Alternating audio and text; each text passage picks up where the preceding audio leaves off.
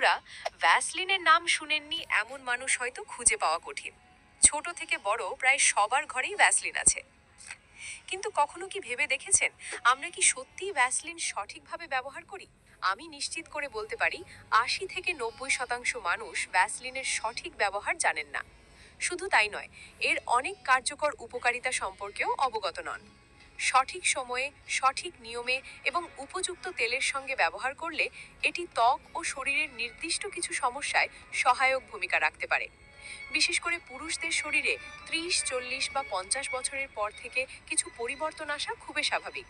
বর্তমানে অনেকেই 25-30 বছর বয়স থেকেই কিছু ব্যক্তিগত সমস্যার সম্মুখীন হচ্ছেন, যেমন রক্ত সঞ্চালন কমে যাওয়া, ইরেকশনে দুর্বলতা, লিবিডো হ্রাস, দ্রুত বীর্যপাত, অতিরিক্ত ক্লান্তি বা স্ট্যামিনা কমে যাওয়া।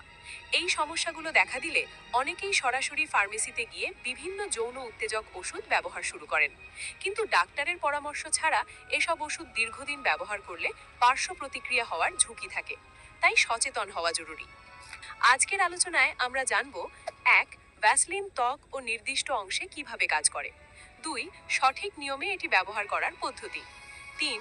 ভ্যাসলিনের বিকল্প হিসেবে কোন ধরনের হার্বাল মাসাজ অয়েল ব্যবহার করা যেতে পারে। 4.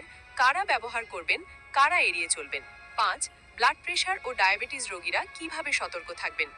ভিডিওটি শেষ পর্যন্ত দেখার অনুরোধ রইল, কারণ অসম্পূর্ণ তথ্য বিভ্রান্তি তৈরি করতে পারে। এবার আসি মূল আলোচনায়। ভ্যাসলিন কিভাবে কাজ করে। ভ্যাসলিন মূলত পেট্রোলিয়াম জেলি, যা ত্বকে একটি প্রোটেক্টিভ লেয়ার তৈরি করে। এটি ত্বকের আর্দ্রতা ধরে রাখতে সাহায্য করে এবং শুষ্কতা কমায়। যখন এটি হালকা মাসাজের মাধ্যমে ব্যবহার করা হয়, তখন স্থানীয় রক্ত সঞ্চালন কিছুটা বাড়তে পারে, ফলে সাময়িক আরাম অনুভূত হতে পারে।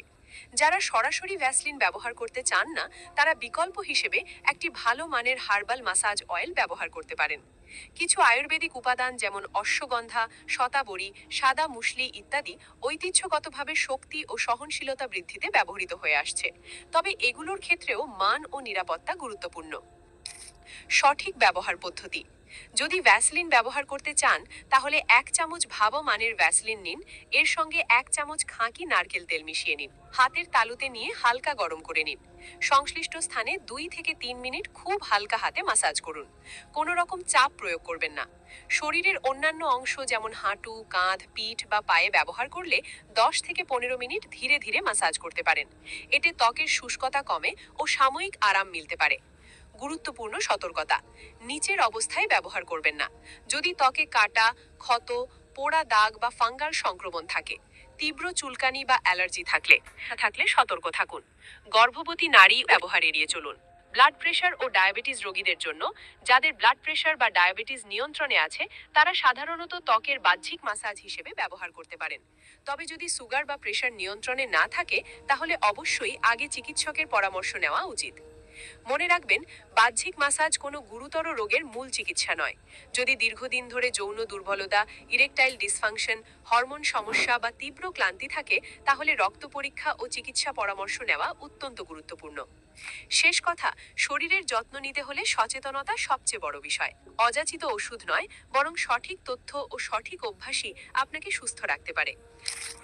ভিডিওটি যদি উপকারী মনে হয়, তাহলে লাইক ও শেয়ার করতে ভুলবেন না। আপনার প্রশ্ন থাকলে কমেন্টে জানাতে পারেন। সুস্থ থাকুন, সচেতন থাকুন।